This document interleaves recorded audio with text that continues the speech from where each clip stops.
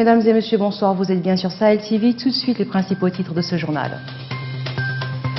L'UPR remporte la mairie d'Elmina et Tawassoul, celle de Arafat. Ce sont les résultats définitifs de la reprise du second tour des municipales dans ces deux communes.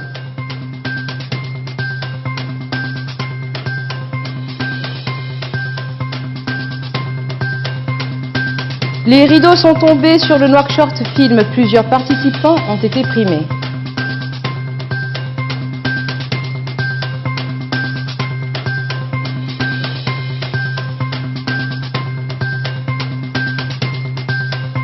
Le président algérien candidat à sa propre succession, c'est son parti, le FLN, qui l'a investi.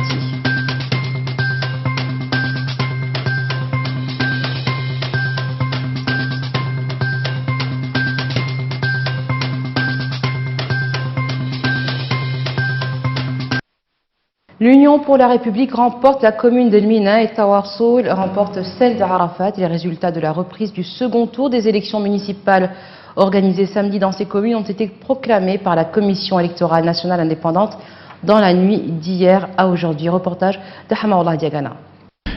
Les résultats de la reprise du second tour des élections municipales dans les communes d'Arafat et d'Elmina ont été proclamés dans la nuit de samedi au dimanche par la Commission électorale nationale indépendante CENI. Ces élections opposaient l'Union pour la République UPR à la coalition des partis de l'opposition dirigée par Tawassoul. Les résultats ont été proclamés par le président de la CENI, Mohamed Fall Oulbellal, lors d'un point de presse au siège de l'institution. Les résultats. La liste de la coalition UFP Hatem Tawassoul et Adel a obtenu 11 855 voix, c'est-à-dire des suffrages exprimés, c'est-à-dire 49,63%.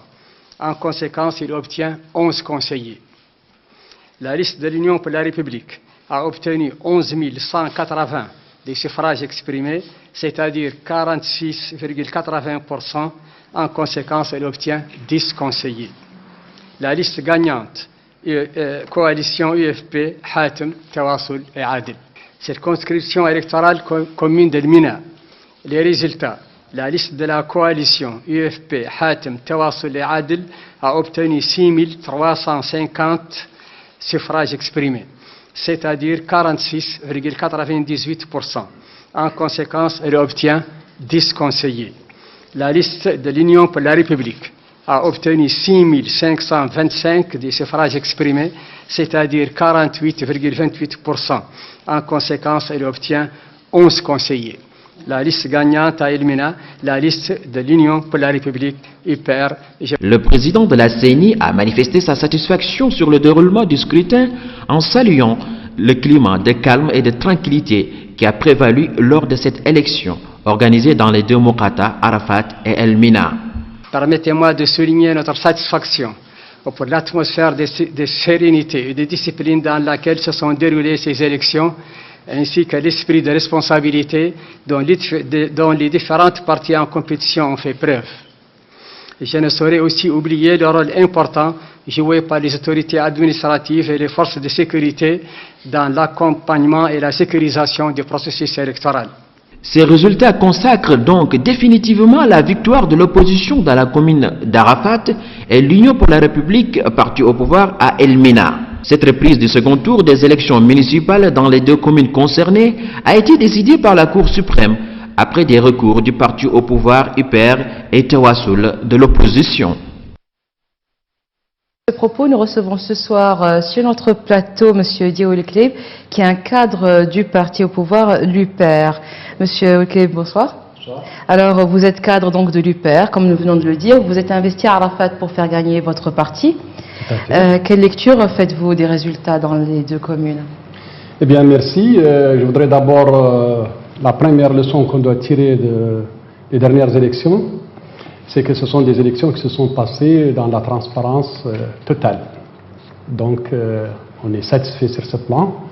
Et c'est aussi la preuve d'un enracinement de la démocratie dans notre pays. Ça, c'est un.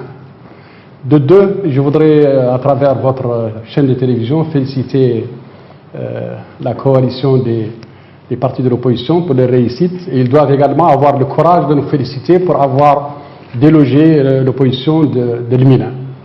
Ça, c'est le deuxième facteur. Et je considère aussi également, comme eux, ils voudraient le faire entendre, comme quoi c'est une grande victoire et que c'est un échec pour nous, moi je ne trouve pas que les choses soient comme ils le pensent. Donc la montagne n'a pas accouché d'une souris en non, fait, pas du tout. De votre côté. Écoutez, parce que les grands barons quand même tous, de votre parti ont quand même tous fait campagne, surtout notamment dans la Muqata'a d'Arafat.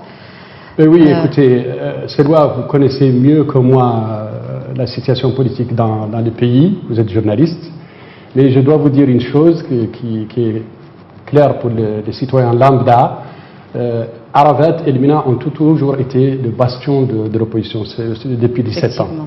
Donc ce n'est pas aussi facile de pouvoir les déloger aussi facilement. Et pourtant, il y a eu des résultats probants hein, quand même. Voilà, ce que eux ils pensent que c'est une victoire. Nous, on pense plutôt qu'il faut adoucir quand même le choc parce que nous considérons que nous avons arraché l'un des bastions qui est le MENA et nous avons réduit largement la différence, l'écart qui était entre nous et la coalition de l'opposition pendant les derniers scrutins de 2013. Donc vous avez gagné du terrain quand même au niveau c'est ce que je vois. Et au cours des prochaines années, vous comptez quand même gagner encore plus de terrain. Est-ce que vous avez une stratégie par rapport à ça? Écoutez, le bilan de notre président, qui est Mohamed Abdelaziz, qui est le président fondateur de l'IPR, est assez édifiant. Donc, ça nous permet bien sûr de gagner beaucoup plus. D'ailleurs, nous avons déjà une majorité confortable qui nous permet de gouverner tranquillement. Mais également, la nouvelle réforme qui a sécrété les nouveaux conseils régionaux permet à notre administration d'être beaucoup plus proche des administrés et certainement il y aura une familiarité qui va leur permettre d'apprécier ce que l'administration et le pouvoir en place apportent aux citoyens simples. Donc votre démarche, c'est la proximité? Absolument, ça a toujours été comme ça a été prôné par notre président Mohamed Abdelaziz dans toutes ses interviews et nous considérons que c'est l'un des piédestrals de notre politique au niveau de l'IPR.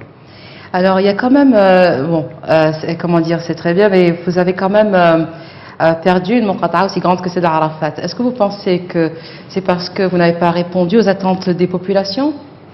Nous avons toujours répondu aux attentes des populations. Et vous savez, la démocratie, c'est une nouvelle donne dans notre pays. Pratiquement, nous pratiquons depuis 1992. Les gens demandent trop. Ils pensent que les partis au pouvoir peuvent leur donner tout ce qu'ils veulent. Alors, nous avons des priorités que nous pensons qu'ils doivent passer en premier lieu. Alors que d'autres pensent que leur intérêt personnel ou leur intérêt immédiat doit passer avant l'intérêt national. Et c'est un choix. Alors, qu'est-ce que vous pouvez donner comme exemple? Voilà, il y a des gens qui pensent, par exemple, qu'il faut essayer de faire une infrastructure au niveau d'Arafat, il faut mettre, par exemple, de l'électricité dans... Et nous pensons plutôt qu'il faut d'abord sécuriser Arafat parce que c'est une Muqata'a qui grandit énormément avec Tarhil et tout ça. Nous pensons qu'il y a des priorités que les gens d'Arafat et que notre responsabilité en tant que parti au pouvoir nous dicte qu'on doit faire passer avant d'autres. Et voilà. Alors merci beaucoup de nous avoir donc parlé de vos impressions sur ces élections. Monsieur Diao El-Klib, je rappelle que vous êtes cadre au niveau de l'UPR. Merci d'être venu sur ce plateau. Je vous en prie. Le Festival international du film court-métrage de Nouakchott a pris fin hier soir. Des prix ont été distribués aux lauréats qui se sont distingués par la qualité des films présentés lors de cet événement cinématographique. Des cinéastes venus de plusieurs pays d'Afrique ont participé au festival aux côtés de leurs confrères mauritaniens.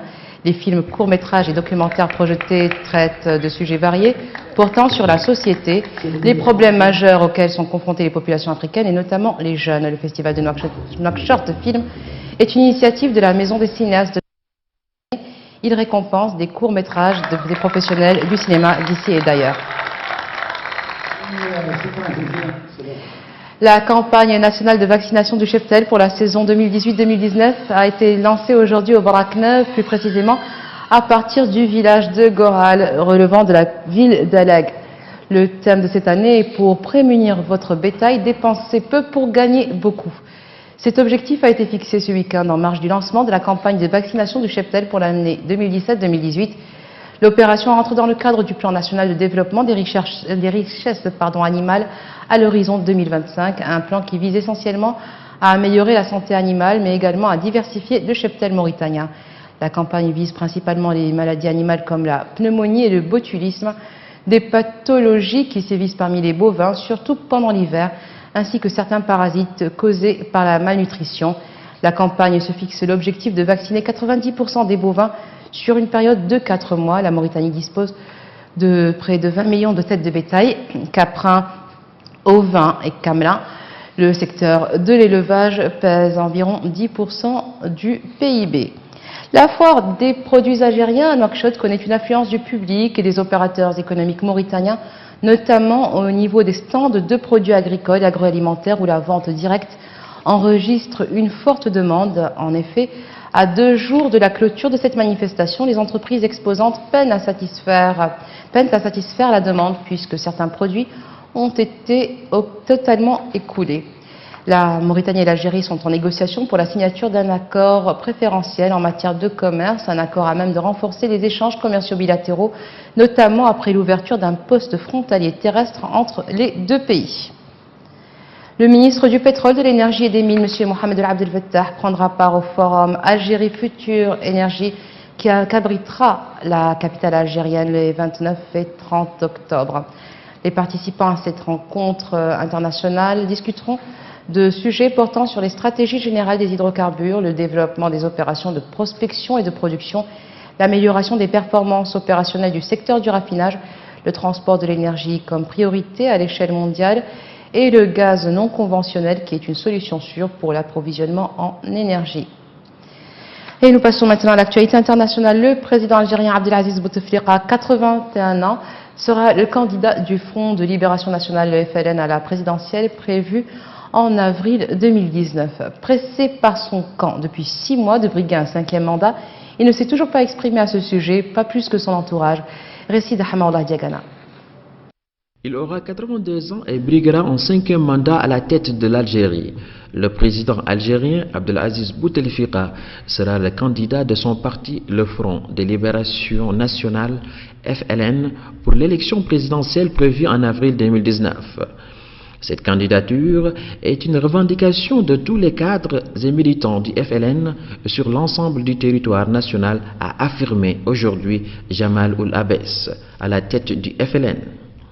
Le comité central du FLN, l'instance dirigeante du parti, se réunira prochainement pour officialiser cette candidature. Pressé par son camp depuis 6 mois de briguer un 5e mandat, le chef de l'État, diminué par les séquelles d'un accident vasculaire cérébral, AVC, dont il a été victime en 2013, ne s'est toujours pas exprimé à ce sujet. Chef de l'État depuis 1999 et détenteur d'un record de longévité à la tête de l'Algérie, M. Bouteflika ne fait que de rares apparitions sur un fauteuil roulant et ne s'exprime plus en public depuis son AVC. Sa santé fait l'objet de spéculations récurrentes. Il avait été réélu pour un 4e mandat en avril 2014, presque 1 an, jour pour jour, après cet AVC pour lequel il avait été hospitalisé durant 3 mois à Paris.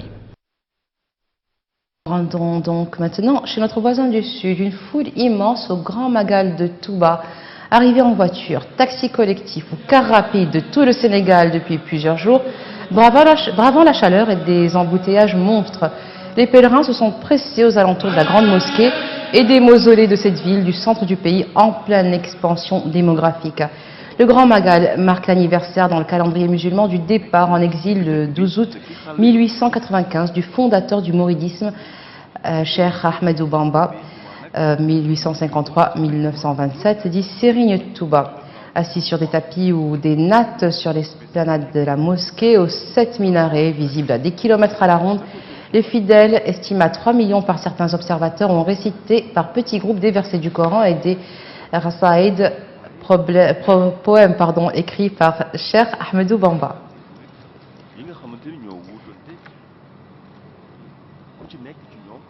Les Brésiliens ont voté aujourd'hui pour le second tour de l'élection présidentielle. Le candidat d'extrême droite, Jair Bolsonaro, part largement favori. Son adversaire de gauche, Fernando Haddad, espère quant à lui rattraper son retard grâce à une mobilisation de dernière minute de l'électorat modéré. Sport pour terminer, Classico, le FC Barcelone n'a fait qu'une bouchée du Real Madrid au Camp Nou. Dans le choc de la 10e journée de la Liga, les hommes de Julian Lopetegui se sont littéralement effondrés dans le dernier quart d'heure de la partie alors qu'ils semblaient en mesure de revenir au score. À 2-1, but de Coutinho à la 11e et Suarez à la 30e pour Barcelone et Marcelo à la 50e. Les Madrilènes ont craqué avec deux nouveaux buts de Suarez, 75e et 83e minute, et une dernière réalisation de Vidal. Barcelone remonte à la 2e place du classement derrière l'Atlético Madrid, alors que le Real Madrid végète au 9e rang à 5 points du leader. Les heures de Julian Lopetegui semblent compter après ce nouvel échec cuisant. Et voilà, ce sera tout pour aujourd'hui. Tout de suite, un rappel des titres.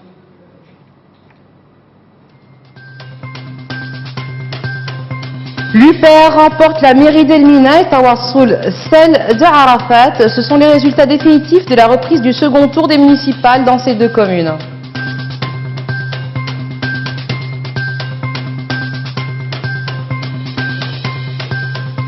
Les rideaux sont tombés sur le Nouakchott Film. Plusieurs participants ont été primés.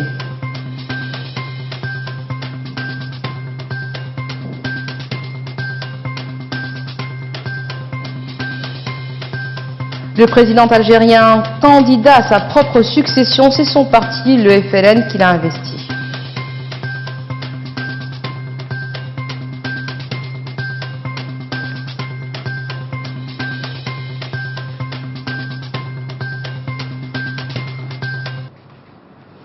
Merci d'être resté avec nous. Excellente fin de soirée sur Sahel TV.